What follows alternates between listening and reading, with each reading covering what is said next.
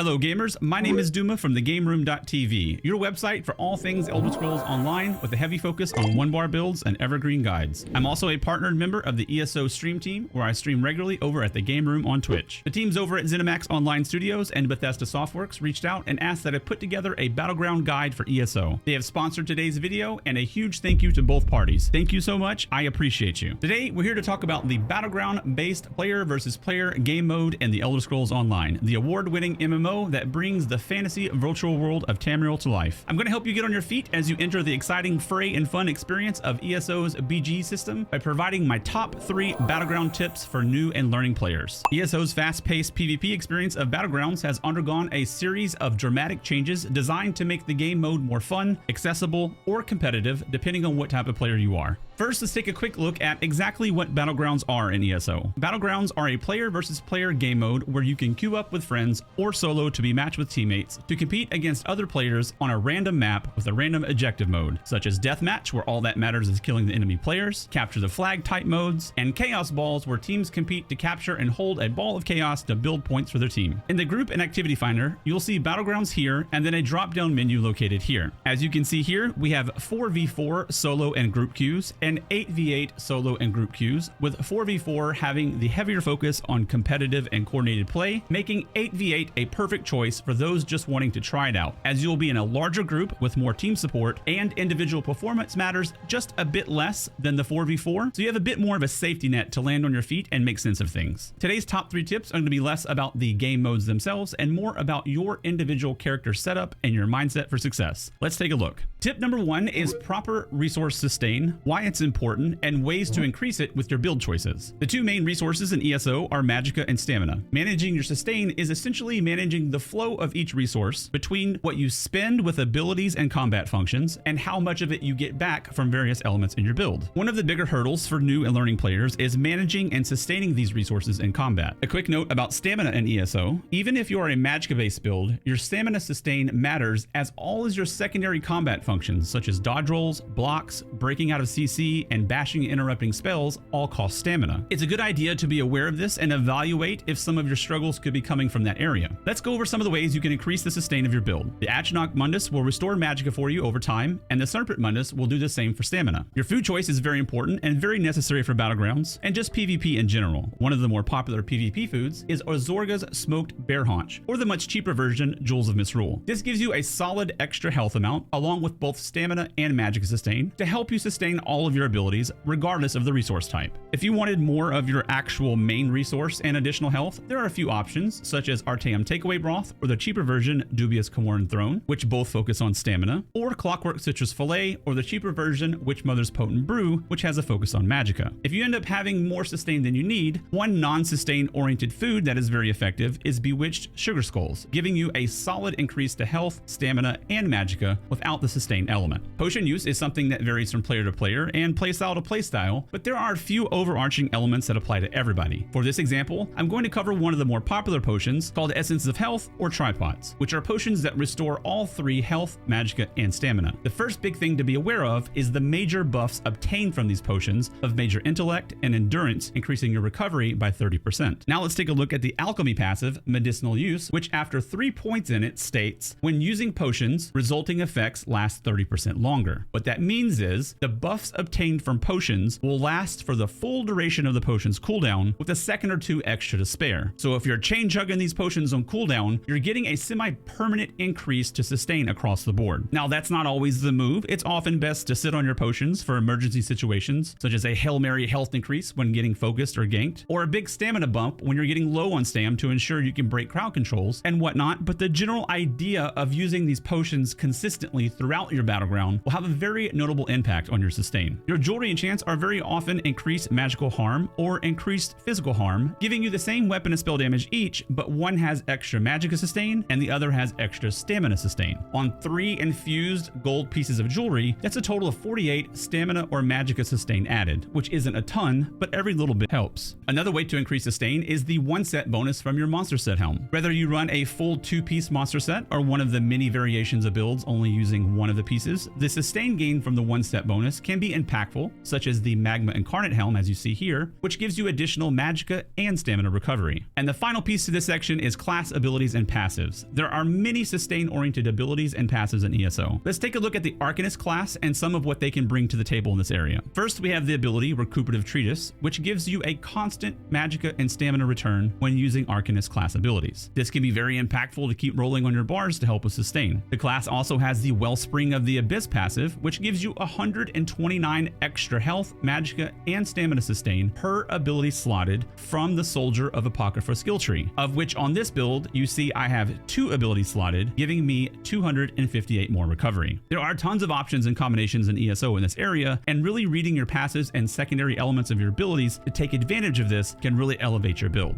Our next tip for Battlegrounds is your positioning, why it's important, and how to manage it. Positioning is extremely important in Battlegrounds. Battlegrounds are small, localized maps where you are essentially stuck in a fishbowl with enemy players, and there's nowhere to go. But smart positioning can allow you to dance around the battlefield, avoiding and often completely redirecting damage. A term you should be aware of is line of sight. Line of sight is a direct line from the enemy to you. Effective use of this is an important skill to develop for PvP in most games, not just ESO. There are terrain and structures everywhere in Battlegrounds to capitalize on breaking enemies' line of sight. Generally speaking, if they can't see you, they can't significantly hurt you. This gives you time to recover, regroup, and redirect the flow of the fight. This skill is a big skill that separates different levels of players. Everyone is playing with latency to some degree. It may seem like an enemy is in perfect step with you, chasing you around pillars and structures, but you aren't exactly in step with them. There's a tiny window of separation there. You can use this to your advantage by causing constant breaks in their line of sight, canceling and outright preventing many forms of attacks on you, significantly increasing your survivability. You can do this with teammates as well, using them as line of sight and also spreading out the damage to multiple targets at times, rather than front loading it all on your own health bar. This often makes things overall easier for the team to recover from for everyone. For a silly extreme example, it's easier for 10 people to recover from 1,000 damage each than 1 player to recover from 10,000 damage alone. It's a team game. If someone dies, their participation goes to 0 and you're now outnumbered. Which brings us to our final tip, being team-minded and the impact it can have on your games and everyone's experience around you. Generally speaking, being aware that it's a team game and the stronger the team as a unit is, the higher likelihood of you winning the game. For example, one is ability selection. There are tons of abilities that can not only impact you for what you need, but can also uplift the team around you as well. For example, for many years, Green Vigor was the staple on tons of builds for tons of players. You received an important buff of Minor Resolve, making you more tanky, while also getting a solid self-heal, a great ability even today. However, the scribing skill Healing Contingency, set up in this way with a burst heal over time, and Minor Resolve, now turns that spot on your bars from a personal only heal to a group burst heal and group healing over time effect, while receiving the same buff for yourself. Here's an in-game screenshot here where I was playing a 1-bar bow build, so typically completely offensive in nature with its output, while the only group heal on my bars being Healing Contingency. I was able to output almost 800,000 healing to my team while in the flow of my own combat, mainly for my own self-heal's extra benefit to the teammates around me. Not everything is going to be quite that impactful, but it's just demonstrating the mental gameplay aspect of being solo just for yourself-minded or more team-minded. The more people playing more team-minded can often be the difference between a win or a loss, and even a landslide win or loss. Likewise, not just your abilities, but your actual actions being more team-minded can really change the course of a game. For example, here we are in a 1-bar bow build, a build that is typically very selfish in nature, where you're hyper-focused on being mobile and cleaning up your own kill solo. However, being team-minded, I pulled off my own offensive momentum to shift and ensure a teammate didn't die, which ultimately turned the tide for us winning the skirmish. I could have just let my teammate die. Maybe they would have lived on their own without help. Maybe I would have just killed the enemy player and none of it mattered. But in my experience in ESO, with 10,000 hours invested now, I've learned that more times than not, being a good teammate versus being a good solo wrecking ball often results in a more overall positive outcome than not. And that's it, gamers. That wraps up my top 3 tips for Battlegrounds. I hope it helps. If you have any questions or want to come say hi, I'd love to meet you. Come say hello anytime over on Twitch, and don't forget to check out the website for tons of Elder Scrolls Online builds and guides to make the most out of your ESO experience. Thank you so much for watching. A big thank you again to ZeniMax and Bethesda for sponsoring this video, and I hope you have a wonderful day.